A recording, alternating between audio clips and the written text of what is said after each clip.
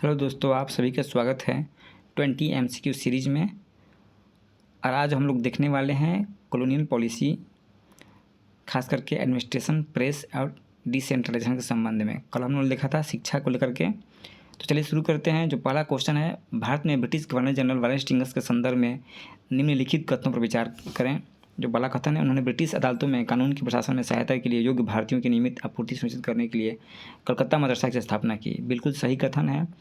उसका चाहना था कि जो ब्रिटिश अदालतें हैं उसमें कानून के प्रशासन में सहायता करने के लिए जो कि भारतीय चुनकर आए उनकी आपूर्ति हो।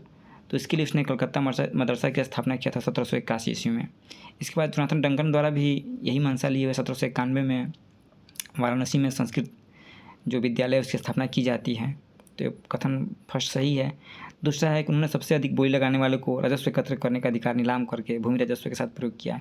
ये भी कथन सही है, क्योंकि वारेन हेस्टिंग्स ने इजारेदारी व्यवस्था को अपनाया था, जिसमें ये स्पष्ट था कि जो सबसे अधिक बोली लगाएगा उसको 5 साल के लिए राजस्व वसूलने का अधिकार प्रदान किया जाता था। तो दोनों कथन सही, इसका आंसर सी हो जाएगा। दोस्तों, जो वारेन हेस्टिंग्स बंगाल का गवर्नर बनता है तो उस समय बंगाल में एक दोहरी सरकार जो है रॉबर्ट क्लाइव के द्वारा स्थापित की जाती है। तो उसके कारण एक भ्रम और व्यवस्था की स्थिति उत्पन्न हो जाती है, क्योंकि जो सरकार का राजस्व का खजाना था वो खाली हो रहा होता है, बंगाल में भयंकर अकाल पड़ रहे होते हैं। तो स्थिति बिल्कुल दयनीय हो जाती है। इस संदर्भ में वारेन हेस्टिंग्स कुछ प्रशासनिक सुधार, राजस्व सुधार करने के लिए मजबूर हो जाता है। तो प्रशासनिक सुधार में दोस्तों उसने सर्वप्रथम जो दोहरी शासन प्रणाली व्यवस्था थी उसको समाप्त कर देता है। और कंपनी अब क्या करती है कि प्रशासन की जिम्मेदारी संभालती है और साथ ही साथ राजस्व वसूल करने की जिम्मेदारी भी कंपनी के पास होता है। और इसी संदर्भ में मोहम्मद रजा खान जो उप दीवान थे बंगाल के, राजा सिताब राय जो उप दीवान थे बिहार के, उनको हटा दिया जाता है। और जो राजकोष मुर्शिदाबाद था उसको ट्रांसफ़र करके कलकत्ता लाया जाता है।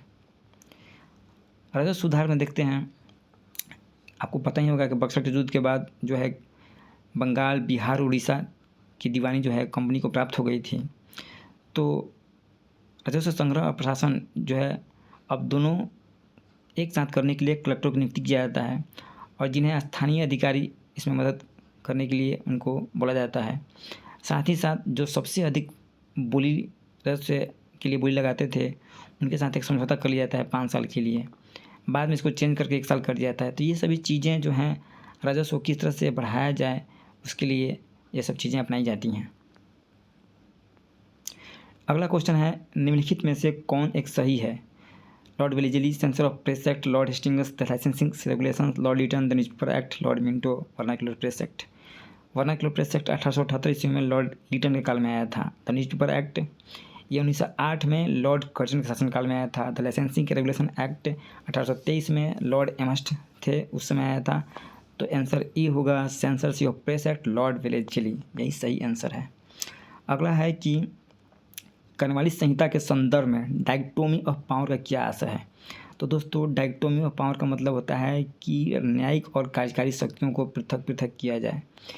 1793 में कॉर्नवालिस कोड लाया था। उसमें 3 चीज़ें थीं। राजस्व संहिता कि किस तरह से राजस्व वसूली किया जाए, राजस्व बढ़ाया जाए, उसके लिए उसने अस्थायी बंदोबस्त प्रणाली अपनाया था।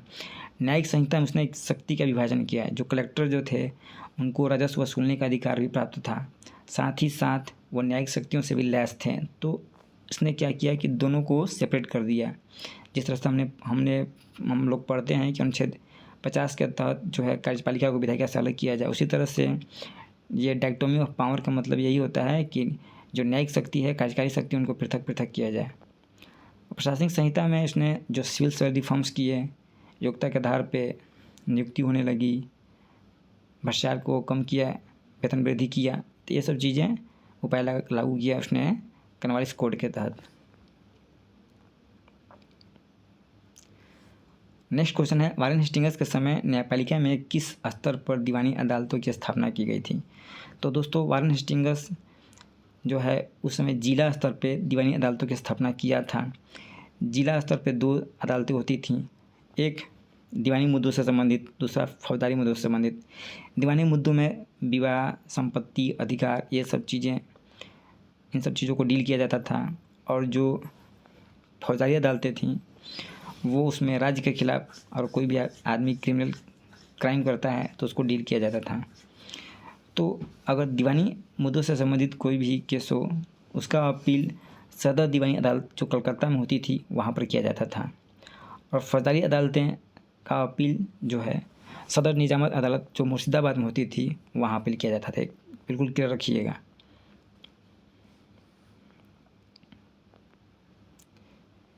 नेक्स्ट क्वेश्चन है, रेगुलेटिंग एक्ट 1773 के तहत स्थापित सुप्रीम कोर्ट को किस प्रकार का अधिकार क्षेत्र प्राप्त था? तो दोस्तों उस समय सुप्रीम कोर्ट को जो ब्रिटिश संसद के कानून के माध्यम से ये रेगुलेटिंग एक्ट पास किया गया था 1773, तो कलकत्ता में सुप्रीम कोर्ट की स्थापना की गई थी।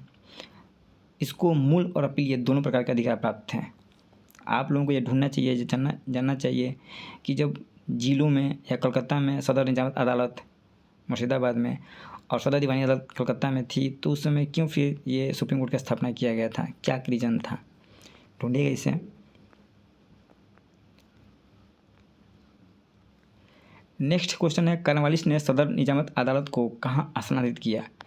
तो दोस्तों अर्नेस्ट के बाद जब कॉर्नवालिस आया तो उसने सदर निजामत अदालत थी जो उस समय मुर्शिदाबाद में थी, तो उसको ट्रांसफ़र करके कहाँ ले जाता है, कलकत्ता में इसको ट्रांसफ़र कर देता है। और साथ ही साथ जो जिला फौजदारी न्यायालय था उनको भंग करके कलकत्ता, ढाका, मुर्शिदाबाद और पटना में सर्किट न्यायालय स्थापित करता है। ये भी बहुत इंपॉर्टेंट है, क्वेश्चन पूछता है।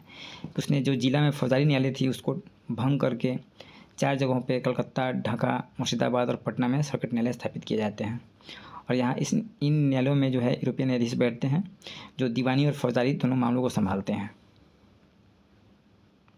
नेक्स्ट है, विलियम बेंटिंक ने सदर दीवानी एवं निजामत अदालतों की स्थापना किस स्थान पर की? तो इसने भी सदर दीवानी और निजामत अदालतों की स्थापना इलाहाबाद में, जो पहले कलकत्ता में था लॉर्ड कॉर्नवालिस के समय। तो शायद इसको यूपी के जो लोग थे उनके लिए कलकत्ता बहुत दूर था, इसलिए इसने इलाहाबाद में स्थापना की होगी।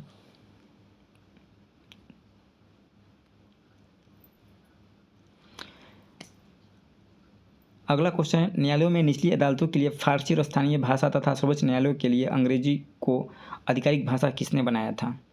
तो दोस्तों इसे लॉर्ड विलियम बेंटिक ने ही बनाया था। उसका सोचना ये था कि जो निचली अदालतें हैं वहाँ पे जो लोकल भाषा है फारसी और स्थानीय भाषा, उसमें जो है आम जनमानस को न्याय तक पहुँच मिल सके। और उस समय मुगल काल में फारसी भाषा तो बहुत लोकप्रिय ही थी, इसलिए निचली अदालतों में स्थानीय भाषा को रखता है। लेकिन ये आंग्लवादी था, इस कारण से उसने सर्वोच्च न्यायालय के लिए अंग्रेजी को आधिकारिक भाषा के रूप में बनाए रखा, ये इसकी नीति थी।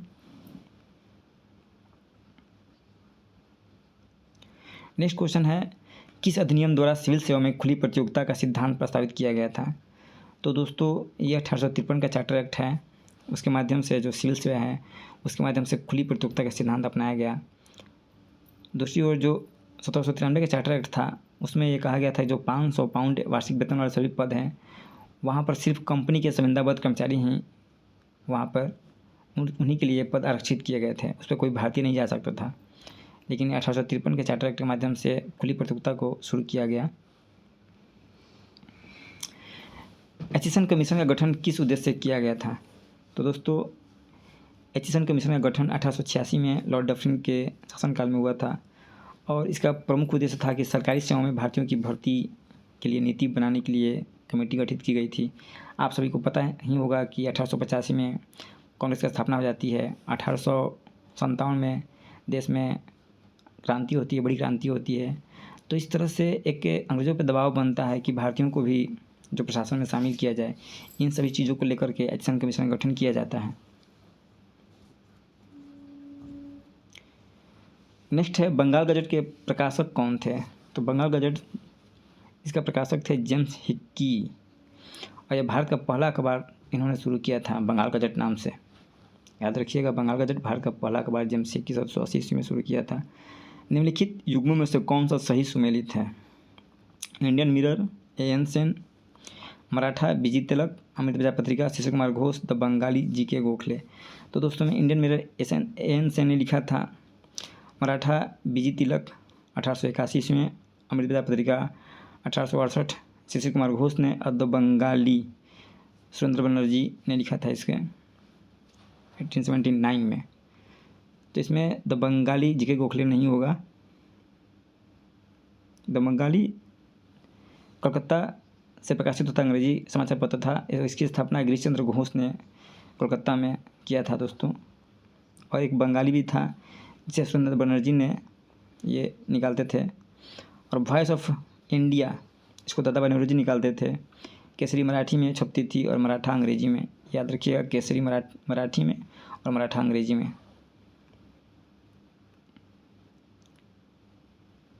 नेक्स्ट है, भारत में प्रेस के विकास के बारे में निम्नलिखित कथनों पर विचार करें।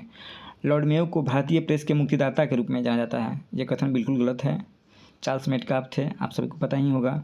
1878 के वर्नाक्युलर एक्ट को गैगिंग एक्ट के रूप में भी जाना जाता है।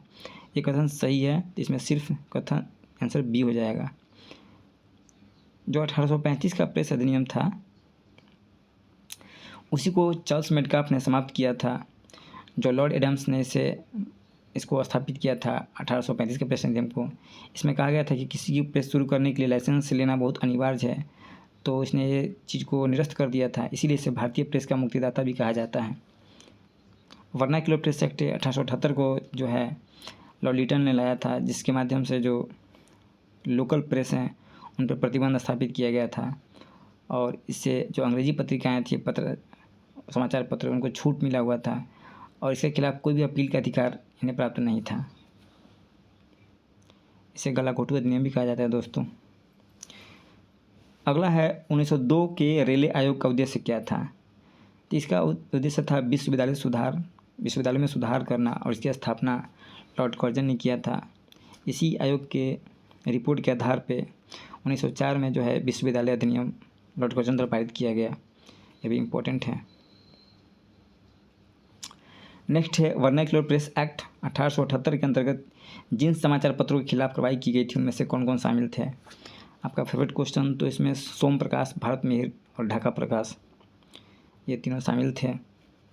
और जो अमृत बाजार पत्रिका थी वो भी शामिल थी, जिसने रातों रात अपने आप को चेंज कर लिया था, अंग्रेजी पत्रिका बन गई, समाचार पत्र बन गया था। नेक्स्ट क्वेश्चन है, रॉयल आयोग 1908 का मुख्य उद्देश्य क्या था। तो दोस्तों इसका मुख्य उद्देश्य था स्थानीय निकाय को सशक्त बनाना। विकेंद्रीकरण पे ये रॉयल आयोग गठित किया गया था। उस समय जो कांग्रेस की उदारवादी पार्टियां थीं वो स्वराज्य और विकेंद्रीकरण को लेकर अंग्रेजों पर दबाव बना रही थीं। और 1891 और 1861 के जो अधिनियम थे उसके माध्यम से कुछ विकेंद्रीकरण के प्रयास किए गए थे। इन सभी चीज़ों को लेकर के रॉयल आयोग गठित किया गया था। तो इसका प्रमुख सिफारिश था कि विकेंद्रीकरण को किस तरह से बढ़ाया जाए। और इसने यह बात रखी कि जो वित्तीय संसाधन है, जो स्थानीय निकाय, उसके सामने सबसे बड़ी ये बाधा के रूप में है कि उनके पास वित्तीय संसाधनों की कमी है। नेक्स्ट क्वेश्चन है, आधुनिक भारतीय इतिहास के संबंध में 1870 का मेयो का संकल्प संबंधित है। तो ये भी वित्तीय विकेंद्रीकरण से ही संबंधित है, मेयो का संकल्प। तो दोस्तों आज के MCQ सीरीज में इतना ही था। Thank you.